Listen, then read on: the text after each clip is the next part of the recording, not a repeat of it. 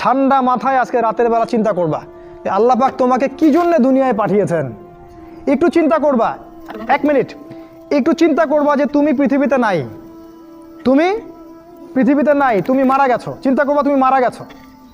এরপর চিন্তা করবা তুমি যে মারা গেছো পৃথিবীর কারো কোনো সমস্যা হচ্ছে কিনা।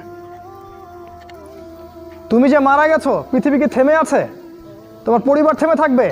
তোমার শিক্ষা, তোমার বন্ধু বান্ধব, তোমার আত্মীয় স্বজন কেউ থেমে থাকবে? কেউ থেমে থাকবে না। তুমি পৃথিবীতে থাকো বা না থাকো কারো কিছু আসে যাবে না।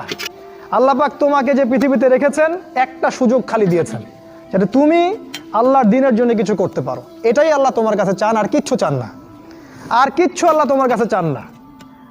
আল্লাহ চান তুমি একজন ভালো মানুষ হও, ভালো মুসলিম হও এবং দ্বীনের জন্য কিছু খেদমত করে পৃথিবী থেকে বিদায় নাও। এই দিন তুমি ছাড়াও বিজয়ী হবে ইনশাআল্লাহ। তুমি থাকো বা না থাকো এই দিন কিন্তু বিজয়ী হবেই।